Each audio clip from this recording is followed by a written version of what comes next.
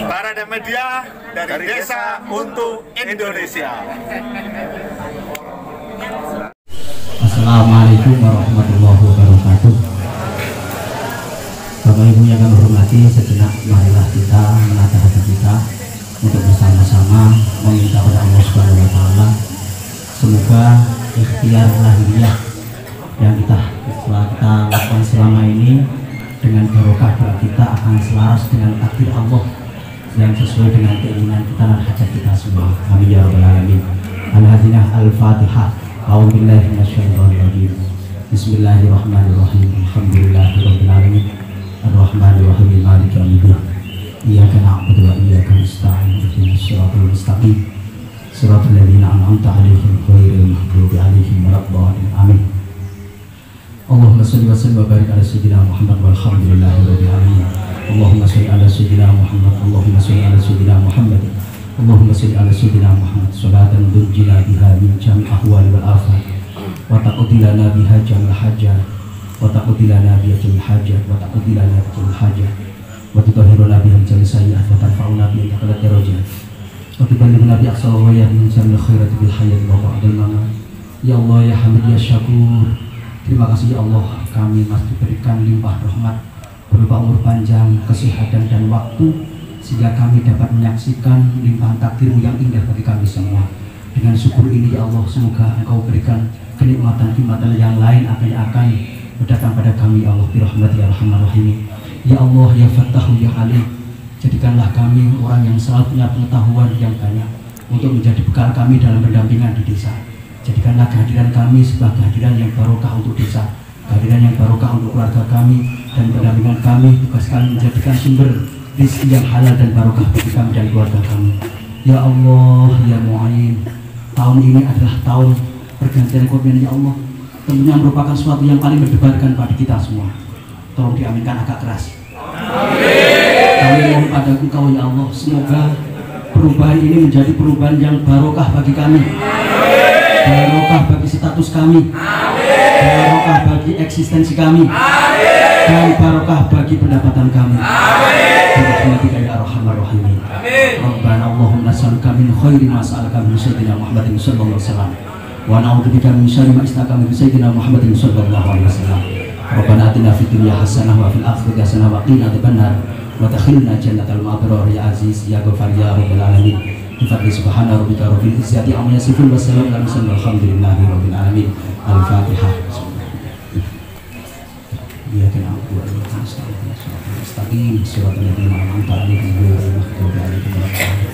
Assalamualaikum warahmatullahi wabarakatuh. Waalaikumsalam warahmatullahi wabarakatuh. Baiklah rekan-rekan pendamping Kabupaten Kini, sekarang tiba saatnya acara yaitu talkshow dan dialog interaktif terkait pendampingan, evaluasi dan pembahasan capaian progres kegiatan dan program.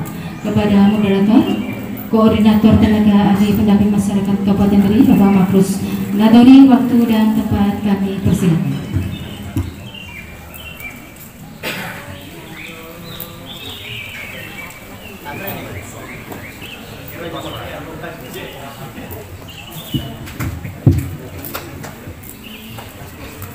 Baik, terima kasih. Muko Simul Aukor, Mbak siapa? Mbak Sa. Sofiana. Ini jujur Mbak. Terima kasih, ini kesempatan karena kita sudah hadir di depan. Ini jarang bisa begini. Semua komplit, tinggal ada 2 orang, tapi sebenarnya sarkos itu tidak penting. Ya ada Pak Giri tapi tidak ada apa-apa, ada Pak Amin. Baik, kita nyantai. Temanya sebenarnya kita mengalir saja.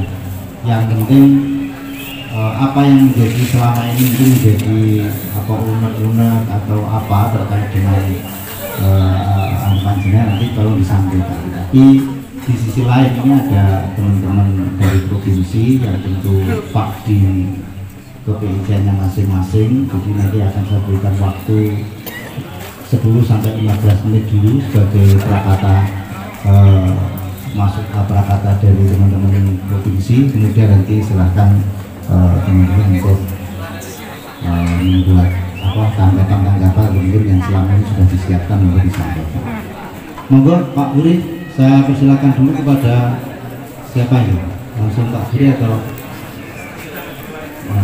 gimana? Dimulai dari Pak Cak Maul.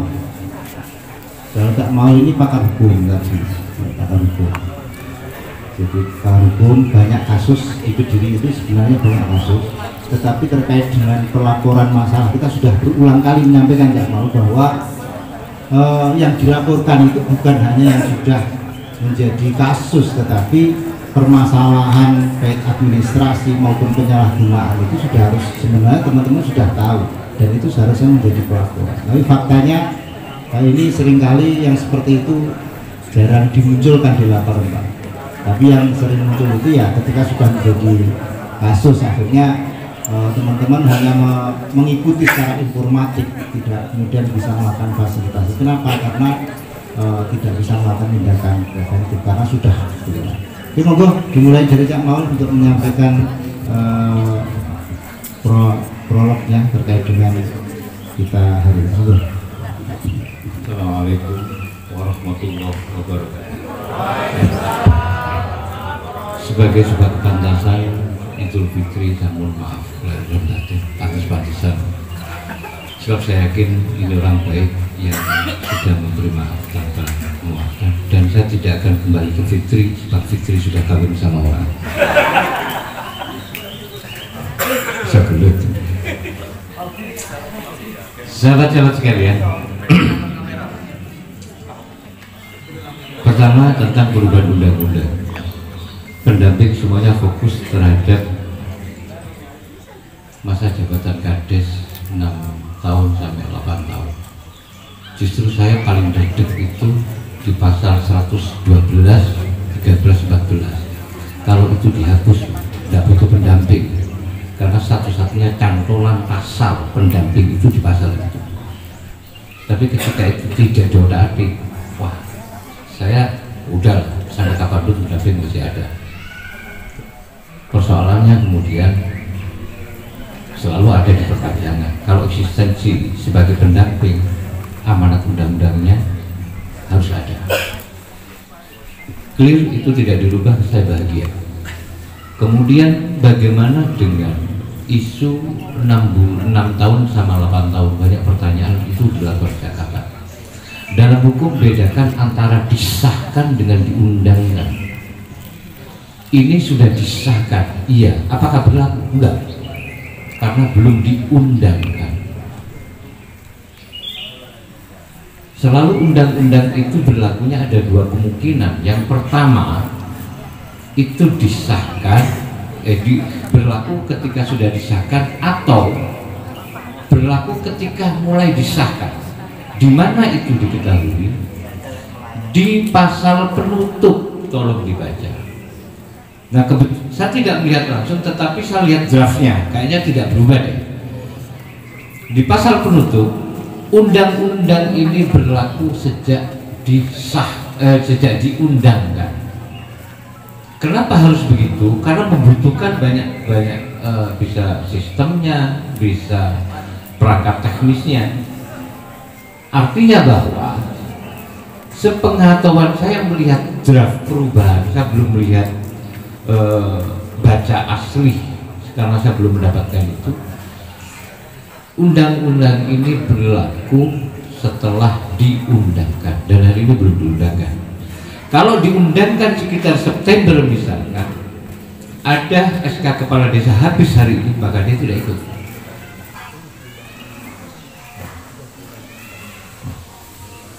Sudah diundangkan? Coba tanggal berapa? 25 April disahkan kali juga. Oh, secara otomatis berarti yang SK yang sejak 25 April itu ikut undang-undang ini. Yang 24 walaupun selisih hari tidak bisa, itu hukum.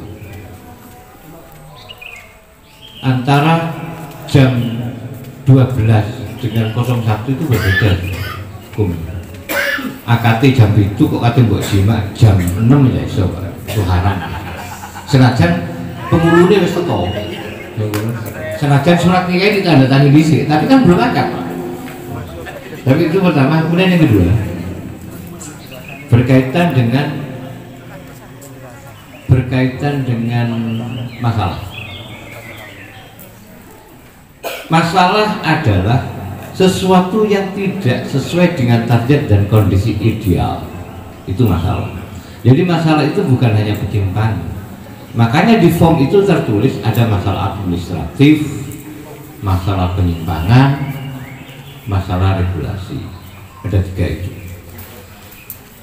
Nah, kerap kali tidak terlaporkan. Misalkan ini, sampai pada saat September tanggal 31 itu tidak ditetapkan RKP, itu kan juga ada masalah karena terakhir di situ.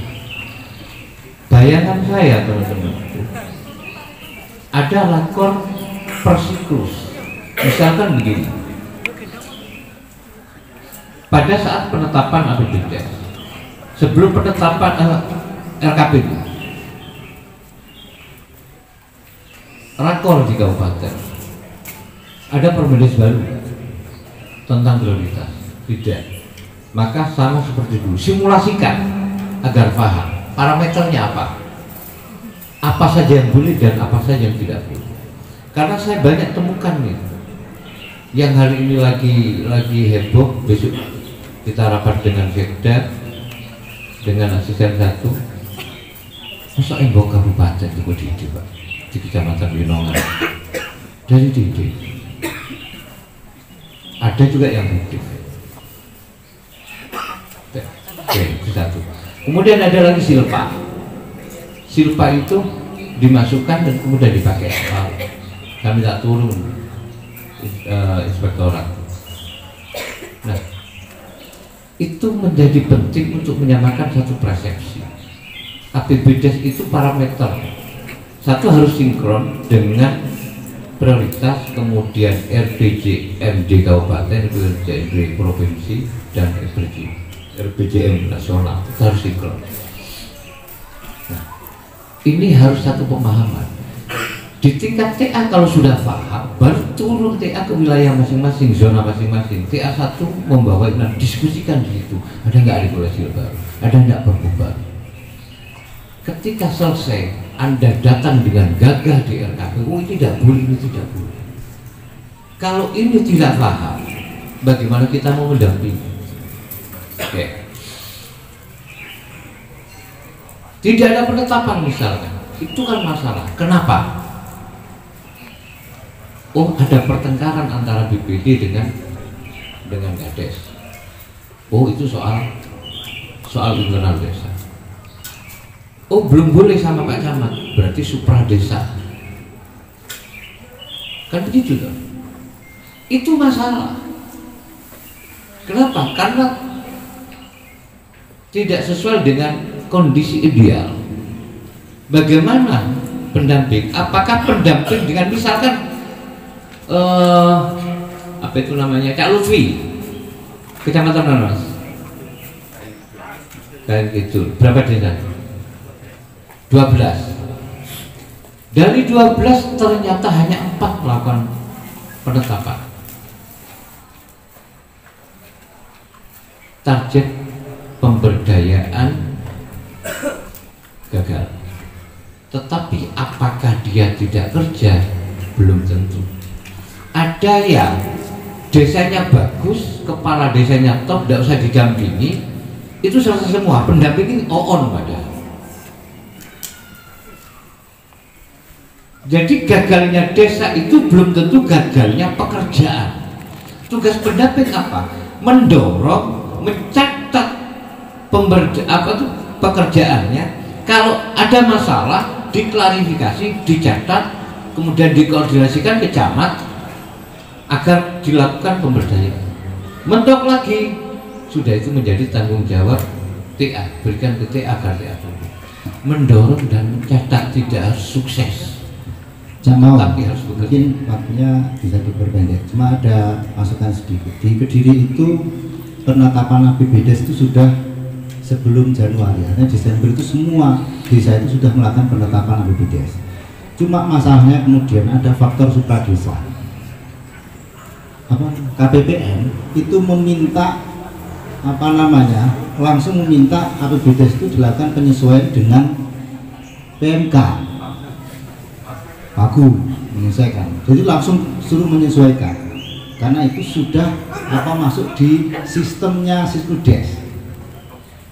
Nah ini problem sebenarnya, kita sudah memberikan gitu ya, teman-teman sudah menyampaikan bahwa kita harus tertib administrasi, salah satunya untuk penganggaran itu APBDes ditetapkan sudah itu, tapi kemudian suruh merubah. Ini kasustik terjadi. Nah ketika pola terjadi semacam ini, kita kemarin juga dihadiri oleh Inspektorat Itjen, kita juga menyampaikan itu, ya bahasanya hanya wah kok itu ya, sebenarnya tidak boleh hanya begitu. Kalau langkah-langkah yang perlu teman-teman ini seperti apa? Oke. Jangan hanya itu saja. Oh, jadi dia minta pagu definitif.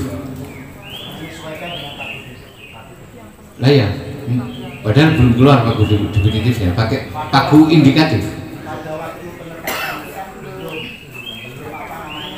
Lah ya, intinya Kediri pakai pagu indikatif. Oke. Seluruhnya bukan persoalan itu. Yang namanya pemerintahan, bila dia tidak sesuai dengan kewenangan, maka dia kebijakannya melampaui kewenangan. Apa yang harus dilakukan? Dia kirim surat tertulis, minta penjelasan tertulis, jangan baik-baik. Dia sebagai pejabat negara ketika sudah memberi penjelasan tertulis dan ternyata tidak sama dengan mekanisme kita punya dasar hukum, laporkan pada ombudsman. Apa tugasnya ombudsman? Mengawasi tentang pelayanan publik yang dilakukan oleh pemerintah. Dialah yang mengawasi bagaimana pelayanan, apa yang harus dilakukan, apa yang tidak, itu di ombudsman. Nah ini yang dimaksud advokasi kebijakan, dan itu wilayahnya TA.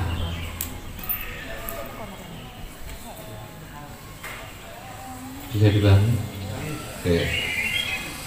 Misalkan ini begini lah,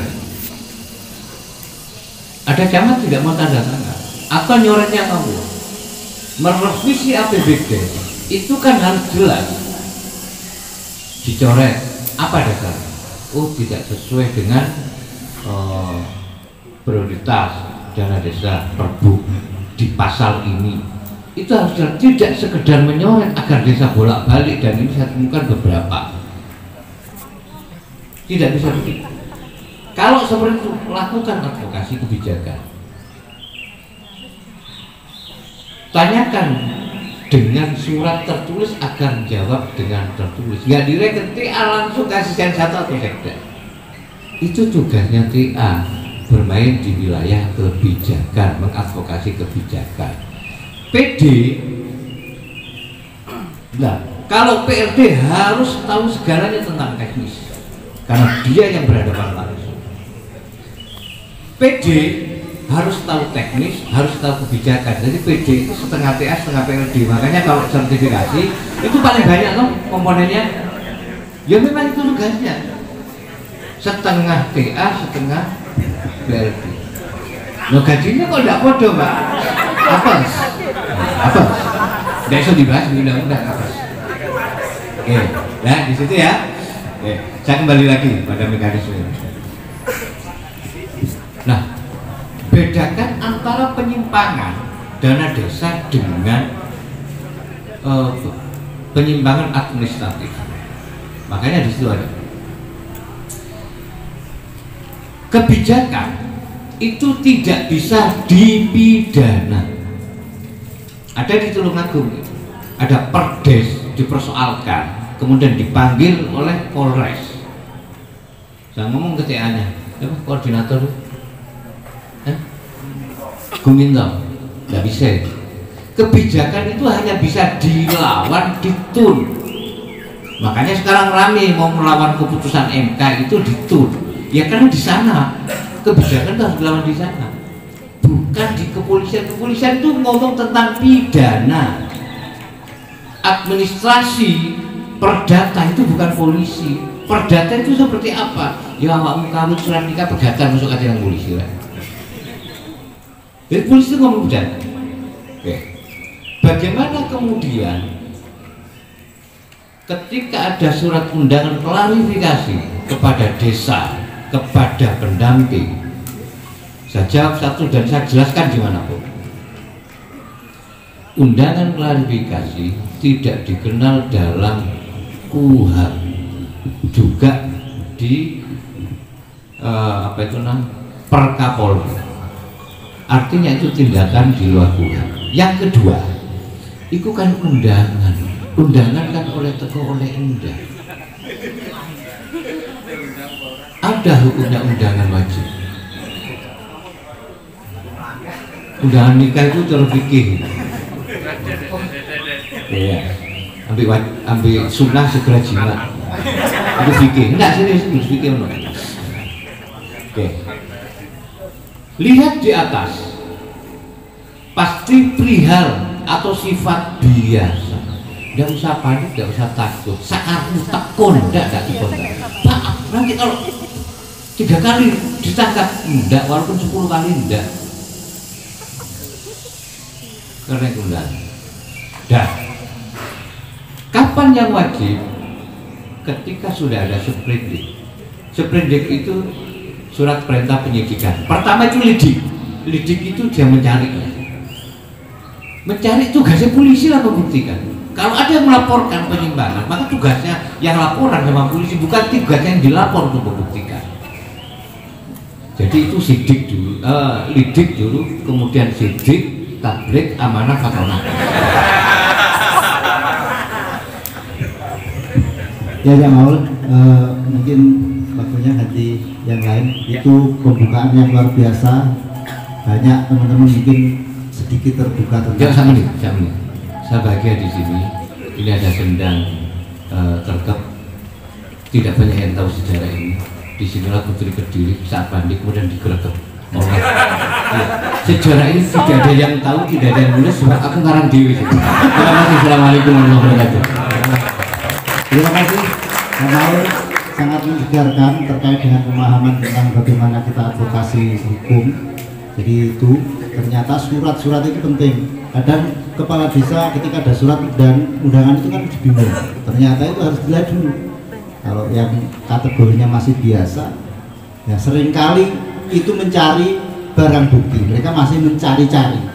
Nah, jangan-jangan ketika waktu mencari itu ya akhirnya dapat beneran karena nggak tahu tentang tersebut. Jadi selanjutnya Pak Udin atau Pak Husni, ya,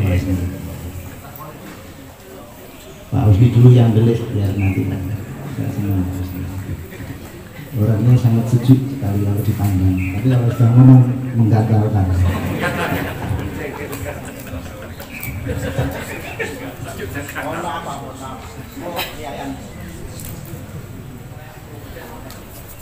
Terima kasih Pak Korkap yang menjelaskan. Assalamualaikum warahmatullahi wabarakatuh. Saya mungkin nggak banyak kayak Pak Maul karena Pak Maul kebetulan di BPM. Tahu BPM apa?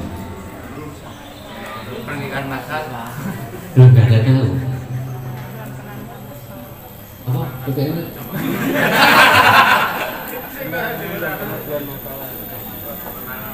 TA. Loh.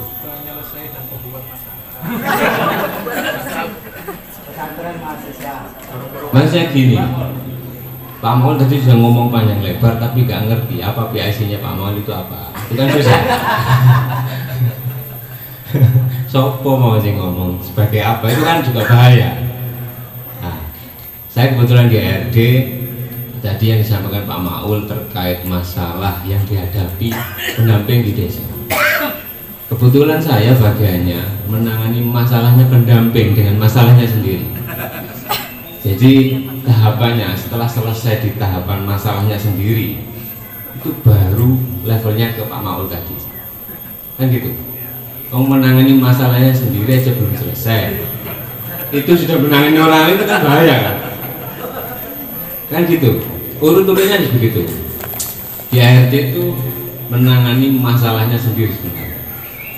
Ini saya juga barusan dapat WA dari Pak Cita, ada pendamping yang baru ketahuan tidak aktif selama 6 bulan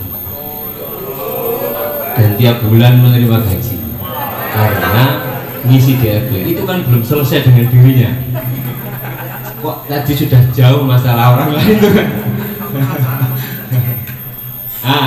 Kalau di PICRD mungkin lebih fokus pada diri kita sendiri. Jadi saya berharap teman-teman TPP yang sudah jalan dengan pekerjaannya lebih bisa menyelesaikan problem pribadinya, karena itu juga akan berefek juga pada panjenengan dan keluarganya masing-masing, dan tentunya pada pekerjaan. Sekali kita berbohong satu, pasti akan berbohong untuk yang membohongi, menutupi kebohongannya pertama. DRP itu kan laporan untuk kemudian panjenengan menerima gaji. Jika itu kemudian disampaikan dengan yang tidak sebenarnya, ya akhirnya kan membohongi diri sendiri otomatis, dan imbasnya membohongi orang lain, dan kemudian membohongi negara yang memberikan honor pada kita, dan itu akan berkelanjutan. Ini kebetulan di Pacitan masih ketemu satu orang yang 6 bulan. 6 bulan itu berarti mulai bulan berapa itu? Ya nggak tahu lah. Ya itu aja pesan-pesan saya. Lebih banyak untuk kemudian memperbaiki diri ya dengan pekerjaan kita. Kita juga bersyukur kita sudah dapat kesempatan yang luar biasa. Kita sudah hampir 6 tahun lebih di pekerjaan ini. Urusan politik atau apa itu beliau yang kemudian berkepentingan dan punya kebijakan yang mengatur. Kalau kita akan kinerjanya bagus dan baik, tentunya akan berdampak baik untuk diri kita. Itu aja sih kuncinya. Jangan terlalu berandai-andai bagaimana nanti 2025 mau pekerjaan yang sekarang aja belum selesai sudah mikir yang 2025, itu kan kejauhan. Yang sekarang aja kita perbaiki, kita jaga, kita pelihara, dan itu untuk kemanfaatan diri kita bersama, tentunya untuk panjenengan sendiri dan keluarganya lah. Itu mikirnya di situ aja. Jangan terlalu mikir yang macam-macam. Kalau itu sudah selesai, nanti urusan dunia nggak ajak Pak Ul ini akan selesai pada akhirnya. Tentunya begitu, biasanya gitu. Ada efeknya yang lebih baik. Itu aja dari saya. Nanti urusan yang lain-lain, urusan BPJS atau lain-lain nanti bisa komunikasi aja. Gitu ya. Terima kasih. Assalamualaikum warahmatullahi wabarakatuh. Assalamualaikum warahmatullahi wabarakatuh. Itu Pak Usni ternyata sejuk kali ini. Soalnya beberapa kali kalau rapat di provinsi Pak Usni itu ya senyum-senyum. Saya kalau udah ngomong semuanya diem. Karena menukik begitu. Makanya tak Anda sudah sisik tanggung jasa dan saya melindungi kan tanggung jasa, melindungi teman-teman semuanya itu loh. Ini Pak Sri ya. Terima kasih Pak Usni. Jadi kalau ada persoalan, ada yang mundur Pak Usni, tapi hadir hari ini. Besok bertanggal 2 suratnya akan kita kirim besok. Karena di PTKK ada 2 orang surat pengantarnya nanti akan terus itu terkait dengan personalia penataan di internal pendamping ini ya di provinsi ya Pak Usni. Jadi kalau sampean pengen pindah kemana, komunikasi dengan saya dengan Pak Usni begitu. Jadi begitu aturannya begitu. Jadi terkait dengan kinerja, saya rasa kinerja inilah karena yang penting bagi kita itu berangkat dari ya komitmen kita di pendampingan ini. Seperti yang disampaikan Pak Usni tadi, kalau kita sendiri itu memang komitmen kita bagus, ngomong tentang pendampingan itu ya gak males-males. Awalnya males itu karena dari kita komitmennya sudah tidak bagus. Dulu ada peribahasa begini, ada kerupuk lupa nasi dan lauknya. Itu sering terjadi di kita. gara-gara 15.000, 50.000, 100.000 kadang-kadang pekerjaan lupa begitu. Nah ini sebenarnya etika pekerjaan, ini etika pekerjaan kita. Ini tolong nanti ya, termasuk salah satunya itu begitu. Nah hari ini saya tadi menyampaikan bahwa tadi dipertegas oleh Pak Korprov bahwa kalau pekerjaan kita bagus, kemudian masyarakat kita, desa kita itu merasakan itu, mungkin hasilnya juga bagus. Tapi kita juga berpikirlah apa yang selama ini kita lakukan, ketika layak tidak kita dengan pekerjaan kita ini kemudian dipertahankan dengan yang sudah kita lakukan dipertahankan. Contoh misalkan syarat yang paling kelihatan hari ini ketika ngomong BUMDes, semuanya berbicara tentang wisata. Seringkali kemarin temuan juga di BPK itu bahwa Kediri itu belum melakukan potensi itu, Pak, penggalian potensi desa. Dan saya rasa kalau ngomong tentang potensi desa, teman-teman itu tahu, gitu. Desa itu tahu, tapi terus lagi potensi terus nyapo, ini yang tidak tahu. Padahal seharusnya potensi yang besar di desa itu bisa dimanfaatkan melalui BUMDes ini. BUMDes ini nanti yang menjadi perusahaan-perusahaan di desa. Kalau misalkan kayak di Ngancar ada nanas itu bagaimana kemudian bisa memberikan dampak yang besar bagi desa, PADes-nya besar, atau mempekerjakan warga desa secara ekonomi mereka menjadi lebih baik. Misalkan di Kerkep ini banyak potensi apa? Salah satu misalkan pertanian tebu. Coba tebu ini diindustrialisasi oleh BUMDes misalkan, itu luar biasa. Tapi mempekerjakan banyak orang, hasilnya juga jelas. Misalkan minuman khas tebu asli Kerkep misalkan begitu. Atau apa potensi apa? Misalkan pisang ini kalau pisangnya kencang-kencang ya, kalau pisangnya Pak Supri kan bengkok, sama saya sama bengkok pisangnya. Yang kencang-kencangnya buat apa? Geduk kah? Geduk bisa bertahan 3 bulan 4 bulan. Dengan geduk yang lain brandingnya seperti apa? Terus kemudian ini paling tidak kita butuh ilmunya kan? Dan kita belum pernah dengar ya, karena mungkin kelemahan kita lah, bagaimana kemudian meningkatkan potensi ini kemudian benar-benar menjadi satu hal yang bermanfaat dan barokah bagi desa. Contoh misalkan bisa ide tentang pembuatan minuman nanas itu apakah dari pendamping? Ternyata bukan dari pendamping kan, untuk industrialisasinya. Sebenarnya untuk industrialisasi itu kita butuh seperti itu, pekerjaan orang banyak, terus mempekerjakan orang banyak, ibu-ibu yang nganggur itu bisa ikut kerja. Kemudian potensi yang lain banyak sekali sebenarnya, tapi kemudian kita tumpul. Apakah ini bagaimana Pak Miftah, tolong disampaikan biar ini ada semangat, atau kita perlu ada pelatihan marketing atau apa dan sebagainya. Saya rasa itu sekarang sudah saatnya begitu. Monggo Pak Miftah.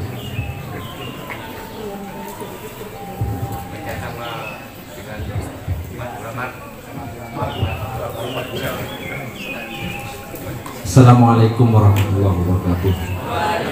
Terima kasih Pak Mahfuz Nabori telah memberikan waktu. Tidak banyak yang dapat saya sampaikan karena ini sudah jam 8. Tadi sudah dijelaskan detail sama Pak Maul terkait dengan masalah-masalah yang mau. Ya lah, nanti kita akan adakan pelatihan begini-begini gitu Pak. Ya, sebentar. Jadi tadi saya mencoba menyimpulkan dari yang disampaikan Pak Maul itu. Jadi TPP itu bisa dikatakan baik itu kalau misalnya bekerjanya sesuai dengan SOP dan isi yang ada di dalam kontrak. Terus itu diikuti ketok apik wis. Kemudian yang kedua, TPP itu bisa dikatakan berhasil jika teman-teman TPP itu bekerja mampu memberikan dampak yang positif kepada desa. Misalnya IDM yang tadi disebutkan itu, mengawal IDM misalnya, bisa dari desa maju, dari desa berkembang maju, terus kemudian bisa mandiri, itu bisa dikatakan berhasil teman-teman. Selama itu tidak bisa dilakukan, ya sudah, jangan menganggap dirinya berhasil.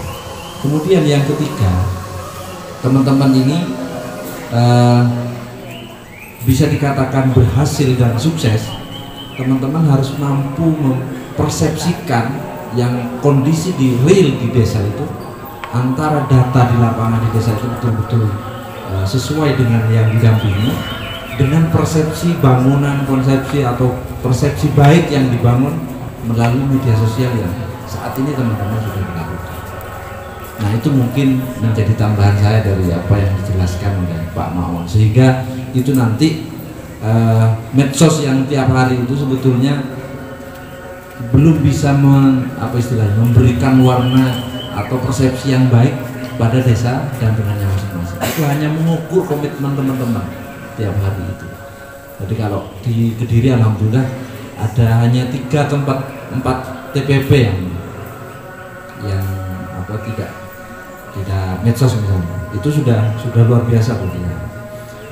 Nah, berkaitan dengan apa yang harus disampaikan terkait dengan abdi itu. Nah, kemarin kita mencoba untuk melakukan pelatihan peningkatan kapasitas mandiri, yang itu isinya hanya murni mengawal teman-teman terkait dengan sertifikasi. Itu sebetulnya tadi kembali kepada teman-teman tadi kan, mengawal teman-teman, hanya mengawal teman-teman. Ini belum mengajari teman-teman bagaimana berusaha atau membuat branding yang baik di desanya masing-masing. Wisata sudah punya semua wisata. Jadi kalau tahun 2021 itu membangun wisata, ada wisata Nusantara desa wisata Nusantara itu kan, itu yang dibangun, persepsi itu yang dibangun.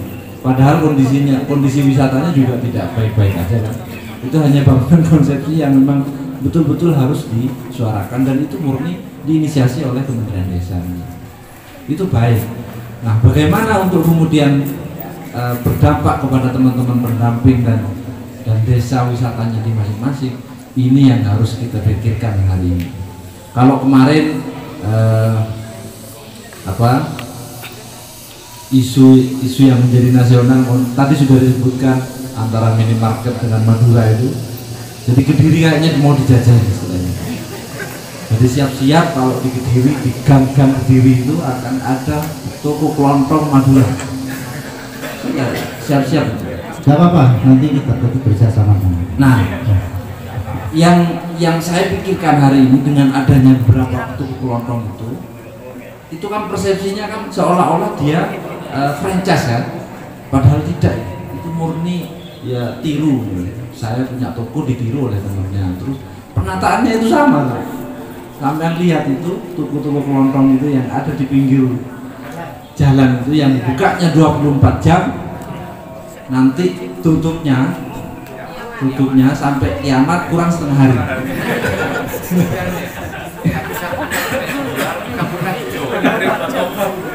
Karena itu nggak ada. Di sini ada di jalur sini diganti ya sempurna biru daun. Nah kalau itu tanya itu dari mana? Itu pasti dari Sumeneb. Sampai kalau ada toko kelontong yang begitu, itu pasti orang Sumeneb. Ya, itu yang saya pikirkan. Nah, ini kalau misalnya diberdayakan, misalnya dibentuk koperasi, terus kemudian ya sampai kemudian terus banyaklah untuk mendapatkan CSR dari dari manapun ya. Itu sebetulnya bisa dibangun oleh teman-teman sendiri yang ada di kabupaten. Nah, hati-hati sekarang ini mau dijajah ini Kediri. Lamongan kemarin, Jombang, saya sudah ngomong Pak Mufuri itu sudah banyak di situ. Ini tetangga saya semua. Tetangga saya semua. Makanya itu hanya hasil tiru, ya, ATM lah. Jadi kalau potong rambut tadi bagian tukang gigi itu dari Pamekasan. Jadi kalau misalnya ada tukang gigi pasti dari Pamekasan, bukan dari Sumeneb. Kalau ada tahu tek misalnya ya, tahu tek itu pasti dari Sampang. Itu sudah. Nah kalau sate itu bisa dari Sampang atau dari Bangkalan. Itu sudah ciri-cirinya. Nah kalau 2 kabupaten itu merantau pasti menetap di situ Pak. Tapi kalau yang dari Sumeneb itu pasti pulang.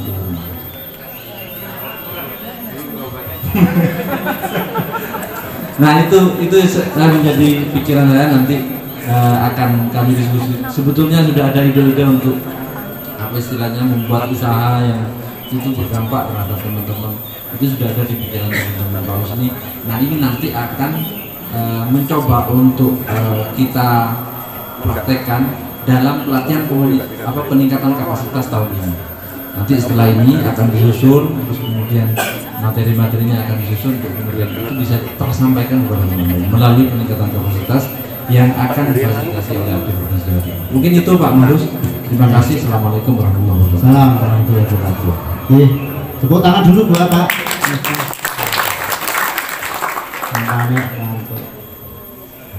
Baik, tadi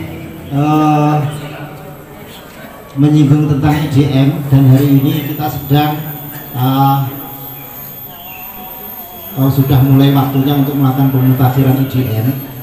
Jadi kalau di Kabupaten Kediri kemarin pada waktu awal-awal dulu kita dimintai untuk bagaimana bisa enggak ditargetkan 6%. Bisa, sangat bisa. Gitu ya? Ya. Halo? Ternyata sangat bisa ya 6%. 10% bisa ya? 10%? 20%? Tapi sayangnya ketika dibuat seperti itu, ketika perencanaan RKP itu dilihat super prioritasnya tidak sesuai dengan kebutuhan desa. Ya, halo? Sama waktu RKP itu ada enggak rekomendasi dari IDM itu dimunculkan dalam RKP? Banyak yang sesuai enggak?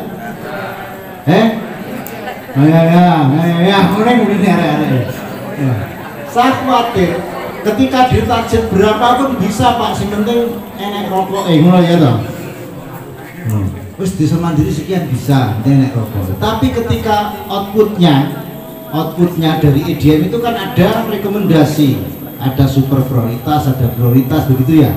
Nah ternyata kalau itu kemudian menjadi bagian dari perencanaan nggak cocok begitu. Kenapa ya? Karena datanya tidak sesuai. Kalau mau membuat data ya gampang-gampang saja kalau dibuat saja.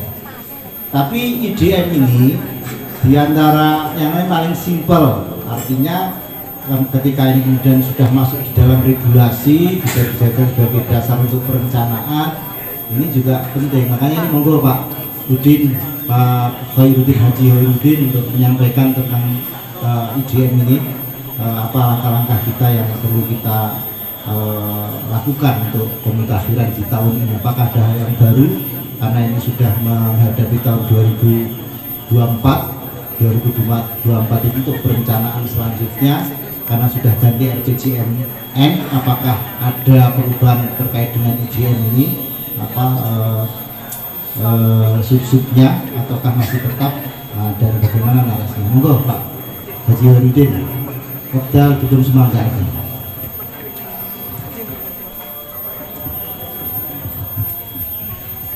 Assalamualaikum warahmatullahi wabarakatuh. Ini saya terakhir. Nah, soalnya khawatir nanti kalau semua ngomong kasusnya kayak di Jember. Di Jember kemarin itu hari Sabtu kan halal bihalal. Semuanya dikasih kesempatan sambutan dan ngomong. Sampai ngundang kiai ceramah itu gak kumanan materi. Terakhir hanya doa akhir, ya ini kado persiapan materi ceramah, materi mau idul hasanah nggak jadi. Mulai awal sampai akhirnya dari mau idul wacana saja. Jadi begini, sebelumnya saya mengucapkan ja'alanallahu wa iyyakum minal aidin wal faizin. Minal aidin wal faizin. Jadi aja minal aidin wal faizin. Keliru sama barang yang nulis nama di status WA barang itu minal aidin wal faizin, DZ tulisannya kan biasa ya. Ya. Itu tulisannya saya bener minal aidin wal faizin. Cocok pondok kok keliru kabeh tulisannya malah keliru artinya. Tadi Pak Korprom itu sempat curhat khawatir kalau teman-teman TPP provinsi tidak ada yang hadir di sini. Sebenarnya ya kita memang tidak hadir ke sini. Awalnya kita memang nggak respon sama sekali karena memang kita tidak ada niatan hadir, gitu loh. Karena kita merasa sebagai manusia, akhirnya kita hadir di sini. Karena saya pandang kesalahan itu kan ada dua, kesalahan struktural dan kesalahan sebagai manusia. Kalau kesalahan struktural kan sudah selesai di online kemarin, Pak. Mohon maaf, lewat WA, lewat status sudah selesai. Karena selama ini perintah juga lewat WA, permintaan data lewat WA. Kalau ada kesalahan ya cukup minta maafnya lewat status. Tapi sebagai manusia ini yang tidak bisa. Kita harus tetap ketemu. Di sini tadi sudah dijelaskan sama Pak Korprof tentang halal bihalal, yang artinya demikian. Kalau kurang jelas nanti silakan dibuka di Google itu, mana keterangan halal bihalal itu. Yang saya hormati teman-teman TAPM Kabupaten Kediri, yang lengkap ada 6 orang, yang kebetulan saat ini ada Pak Supri, Pak Makrus, Pak Hamim, Mas April, Mas Tamara Zamroni, dan Mat Tumpuk, Mas Mat Tumpuk. Ya, jeneng siji podo tidak ada siji, Ahmad Muhammad ya podo ya, ditumpuk jenenge. Kalau di Gresik kan ada dulu ya, Kiai Ahmad Muhammad Al-Hamad itu. Gelarnya Kiai Ahmad Tumpuk. Ya. Semoga keinginannya untuk masuk ke KPW tercapai.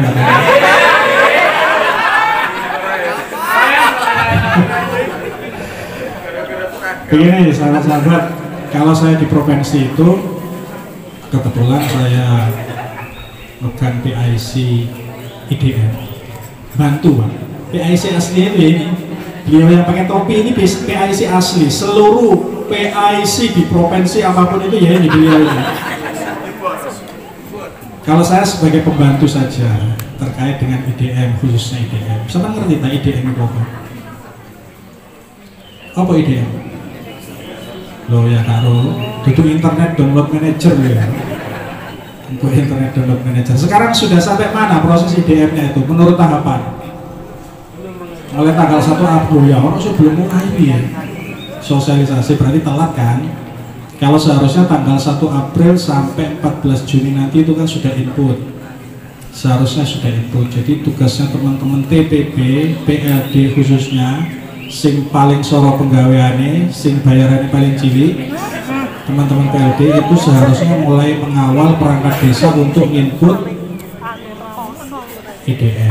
Ojo dilakukan sendiri, tugasnya mendampingi, sama mau suratnya mendampingi, ya mendampingi. Tapi biasanya perannya kayak iso sama sing terpaksa masih, dan kebanyakan seperti itu sampai sebagai pelaku di lapangan tuh.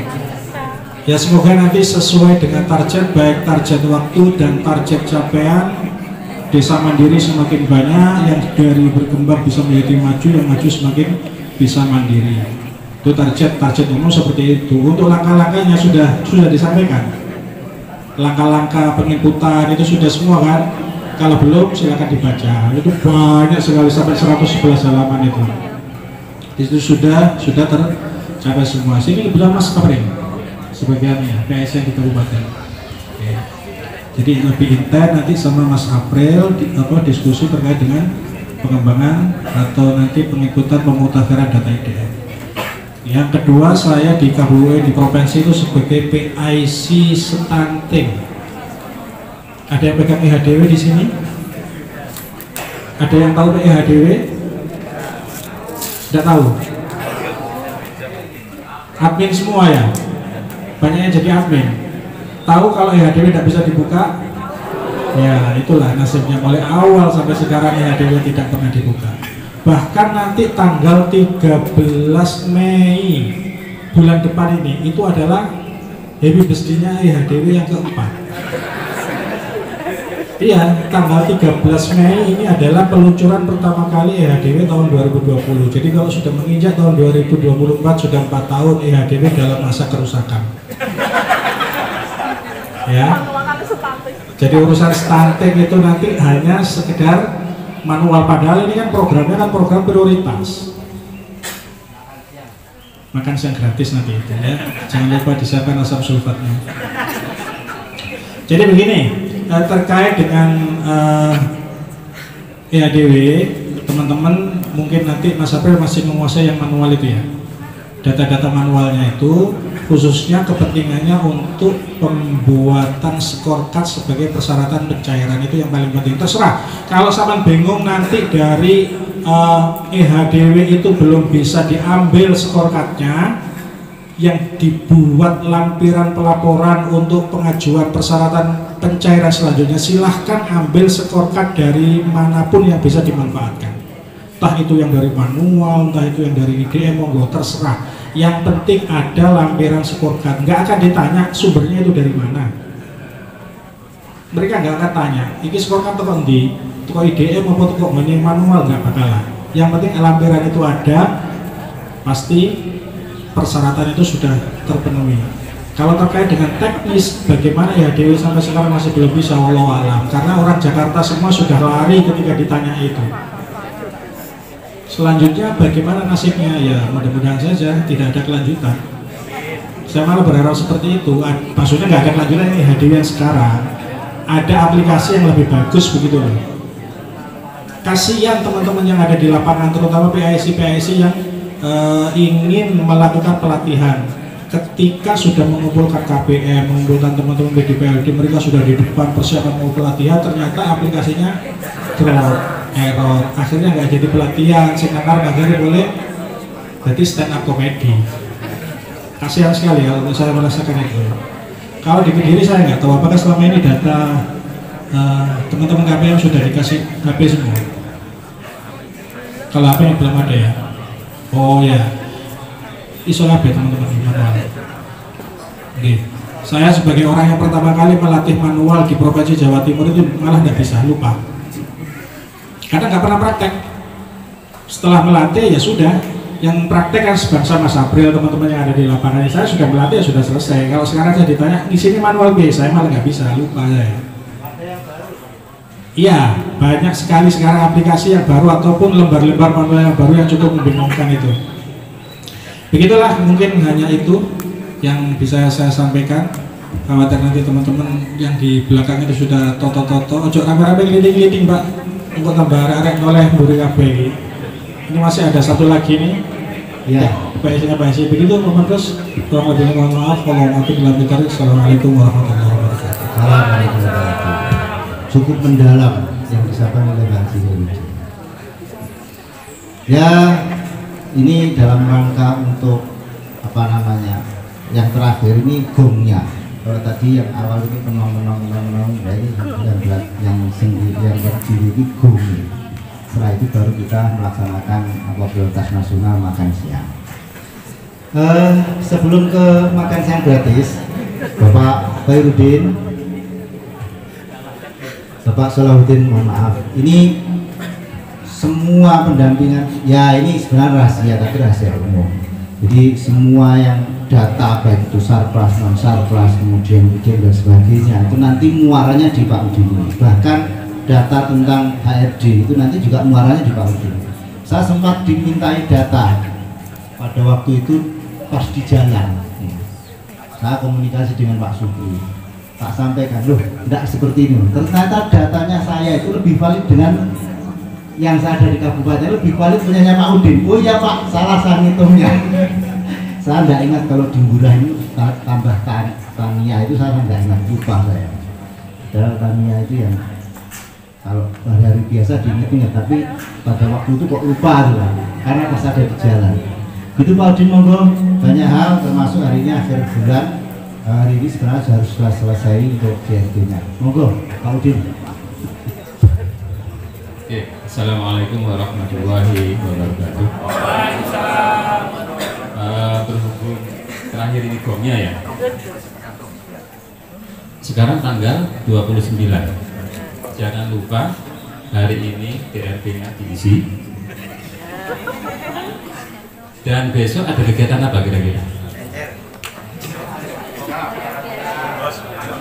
Oke, besok halal bihalal dengan Bupati, sekalian hari ini diisi untuk kegiatan besok. Bisa dimengerti? Oke, jadi begitu Pak.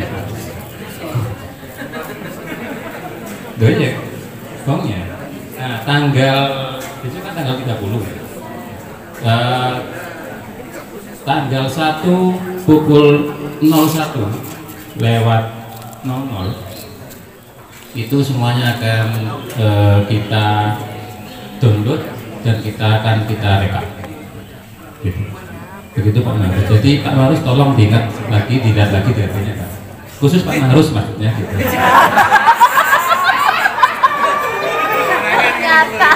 Maksudnya khusus Pak Marus nanti diingatkan teman-temannya.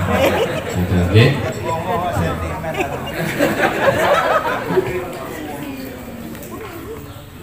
Jadi begitu ya. Karena saya lebih suka ada pertanyaan. Berhubung tidak ada yang bertanya, saya akhiri sampai di sini. Kita akan makan siang bersama. Begitu ya. Karena ini kan halal bihalal acaranya, nggak usah terlalu panjang. Pokoknya teman-temannya salam-salaman, mangan, selesai. Gitu. Oke, terima kasih. Assalamualaikum warahmatullahi wabarakatuh. Waalaikumsalam warahmatullahi wabarakatuh. Sebenarnya saya lihat tadi banyak yang mau merespon, Pak. Tapi karena ada program nasional makan siang gratis itu, tapi monggo, ada Pak Joko, ya monggo silahkan. Sebutkan nama dan jenis kelamin, posisinya, terus mau kawin lagi enggak?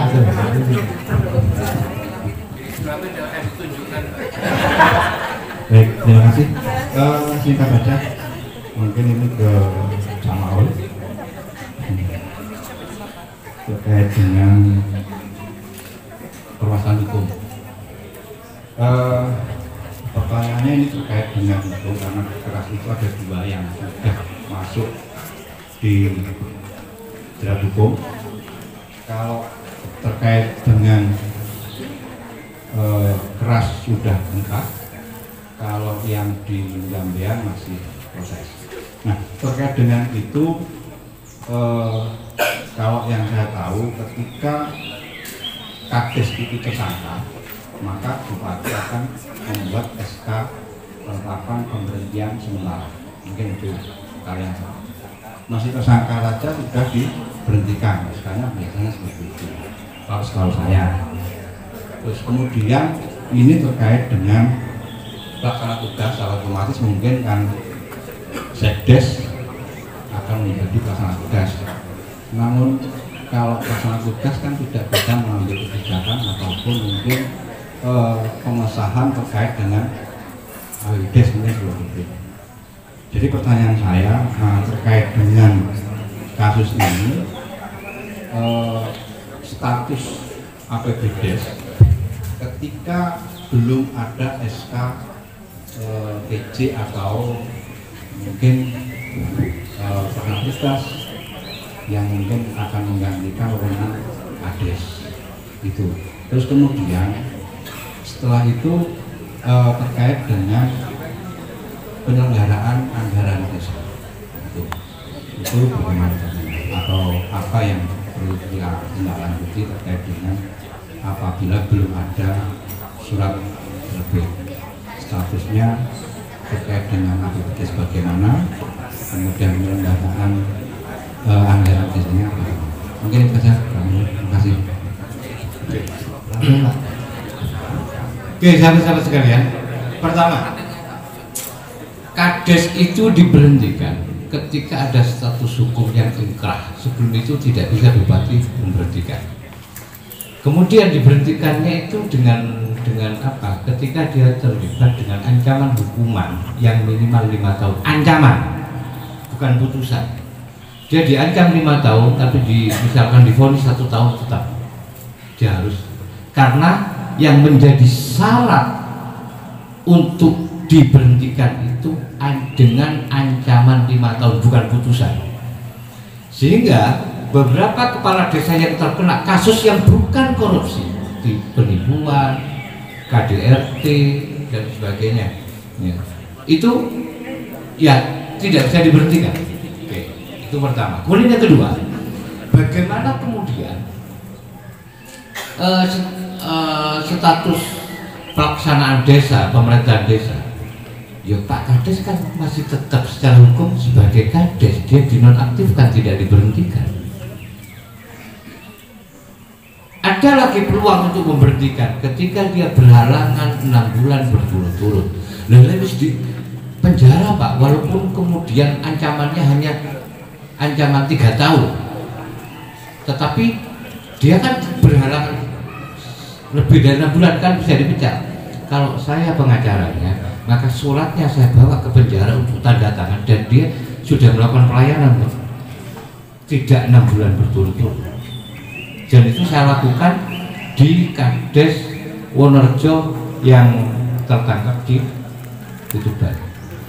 Ya saya bawa berkasnya, tak suruh tanda tangan. Bedakan antara penonaktifan dengan pemberhentian. Dia masih berhak atas seluruh kecuali haknya diterimakan 75% kalau tidak ini. Hanya itu. Oke, ada lagi yang lain? Berarti itu kayak kasus di Jambian itu artinya posisinya itu Mas ya, artinya posisinya masih di kepala desa yang punya kebijakan. Iya, cuma sekarang posisinya PJ dan Oh, kalau PJ beda. PJ yang bukan pelaksana. PJ apa pelaksana? PLT. Hari ini apa Mas posisinya? Kalau PJ punya kewenangan Pak. Oh, kalau PLT tidak. yang keras itu kan sudah kita. Ya, yang Jambian. Jambian masih proses. Kalau Jambian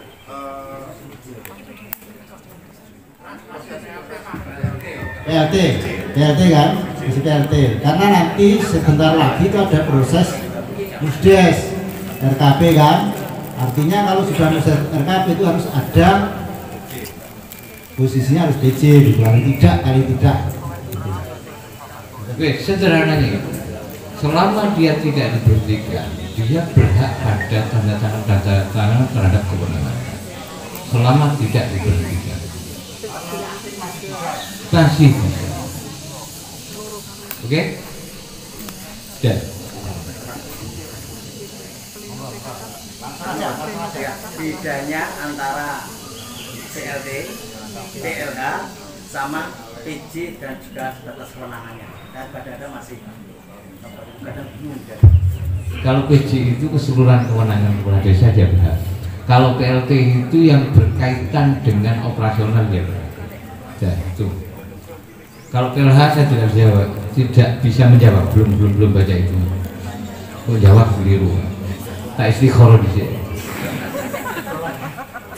Oke? Cukup. Masih ada lagi? Penting loh ini. Oh, gimana Pak? Oke, kalau soal APBDes itu gini. Ini dalam posisi PJ atau PLT?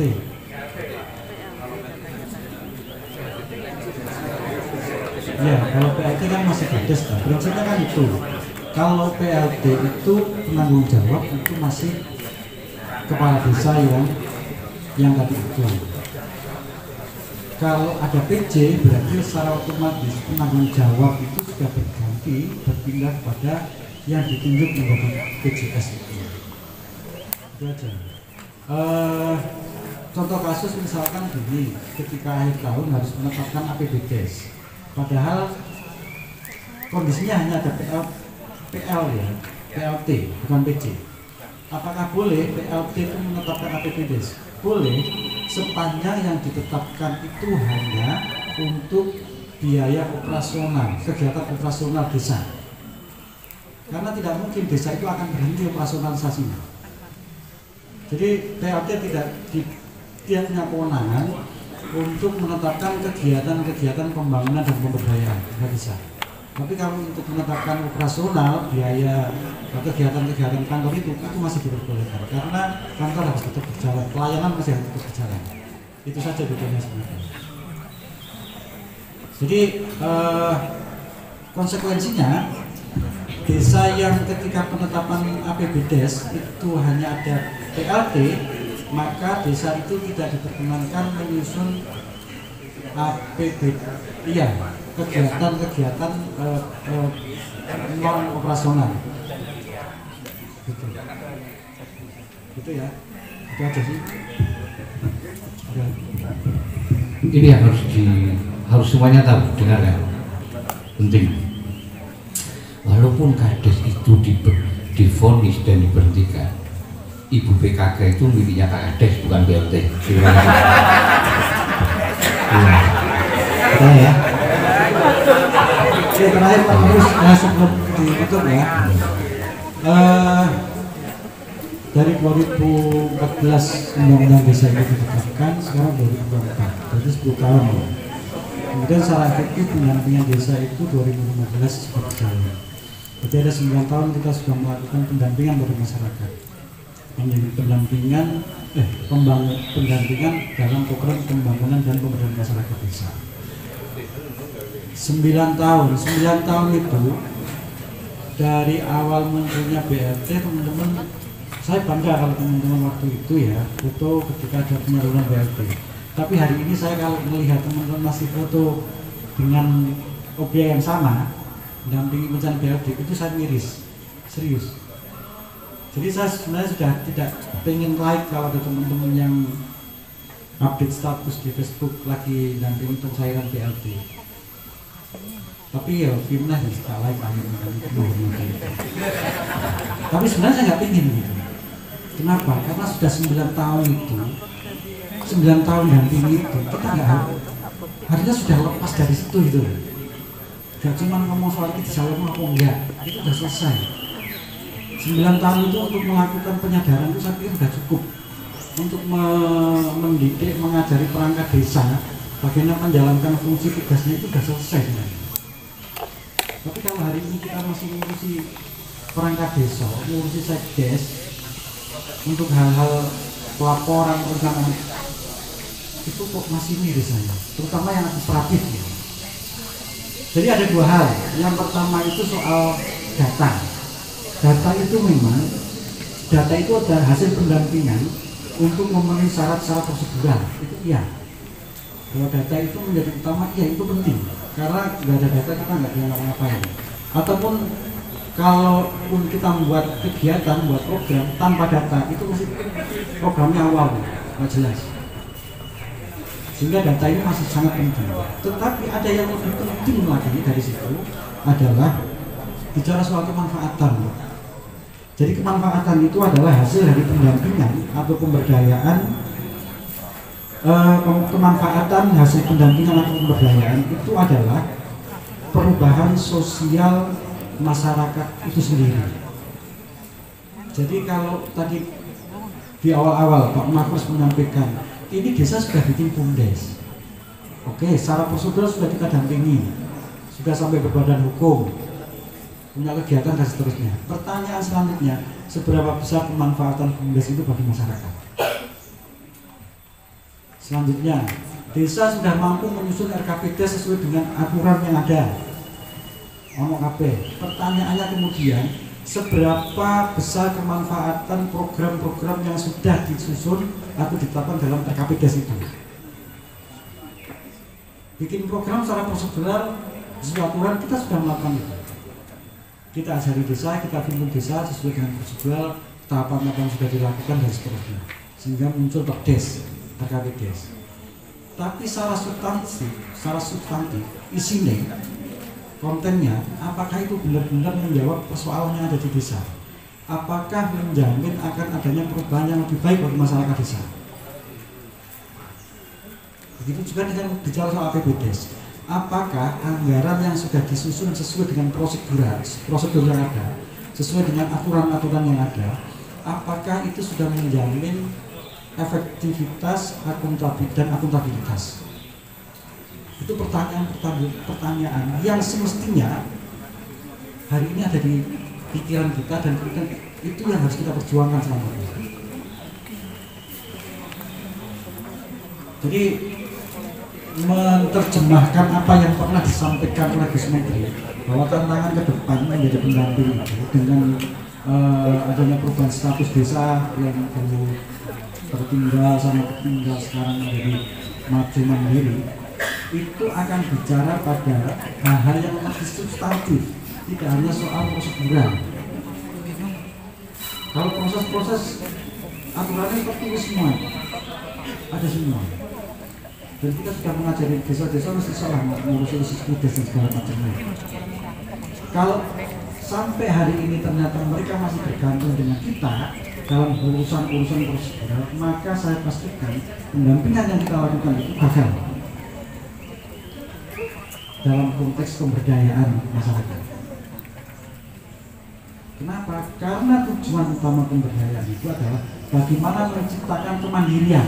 Kemandirian itu tidak hanya muncul pada status mandiri, status maju, tidak. Tetapi kemandirian adalah bagaimana mereka benar-benar sudah tidak membutuhkan kita. Apakah kemudian ketika desa itu tidak membutuhkan kita punya pekerjaan? Tidak. Pekerjaan kita itu masih banyak sebenarnya. Bicara soal pemberdayaan, Gus Menteri menyampaikannya desa-desa itu mau mandiri kabeh, mereka itu akan lebih intens membutuhkan diskusi dengan kita. Kenapa? Karena yang mereka kerjakan nanti itu tidak sebatas memenuhi urusan infrastruktur, tetapi bagaimana memberdayakan masyarakatnya, bagaimana menjadikan masyarakat lebih pintar, bagaimana masyarakat itu lebih sejahtera, punya penghasilan yang lebih memadai dan seterusnya. Itu butuh gagasan-gagasan. Itu butuh, mereka akan tetap butuh teman untuk berdiskusi bagaimana mensejahterakan masyarakatnya. Sehingga tantangan kita ke depan itu adalah tidak lagi belajar bagaimana membuat rap dan desain, tidak, tetapi bagaimana membuat desain masyarakat ini bisa maju, lebih mandiri dan lebih sejahtera. Nah, ini nanti Pak Makrus, Pak Supri, suatu lagi bisa memfasilitasi teman-teman bagaimana kita membuat atau mendesain satu pendampingan yang itu menuju pada terwujudnya kesejahteraan bagi masyarakat itu sendiri. Tidak sebatas bagaimana pemerintah desa mampu menjalankan tugasnya sesuai dengan aturan. Terima kasih Pak Makrus, bagi saya memahami. Terima kasih, tepuk tangan untuk Ordrop luar biasa. Saya rasa saya tidak perlu untuk menyederhanakan karena tadi sudah sangat jelas apabila takut salah. Jadi memang yang saya rasakan ke depan itu selama ini kita berjibaku di pendampingan itu capek karena ngurusi administrasinya desa. Nah, sementara problem real yang kita hadapi itu kalau menurut saya ke depan itu bagaimana manfaat keberadaan kita itu bisa benar-benar dirasakan oleh masyarakat desa. Artinya kata kunci pemberdayaan sekarang lebih fokus menurut saya kepada bagaimana melibatkan ekonomi dan kesejahteraan masyarakat. Jadi BUMDes yang sudah berhasil teman-teman membuat badan hukum ini, berikutnya bagaimana lahir unit-unit usaha yang itu kemudian memberikan kemanfaatan yang lebih besar, termasuk kemudian perencanaan yang sudah ada ini seharusnya sekarang sudah sangat partisipatif. Kalau belum ya 1, 2, 3, 4 dan 5. Sorry, mau ingat ya. Ini menjawab problem kita ketika bicara soal EHDW, bicara soal stunting. Stunting, EHDW, scorecard itu adalah data, kan gitu ya. Ujungnya yang endingnya adalah scorecard itu adalah data. Data tadi saya sampaikan bahwa data memang menjadi hasil dari pendampingan kita. Tetapi harus diingat bahwa di dalam proses itu, di dalam ngurusi stunting itu ono sing jenenge RDS. Ingat ya? Rumah Desa Sehat. Rumah Desa Sehat itu apa?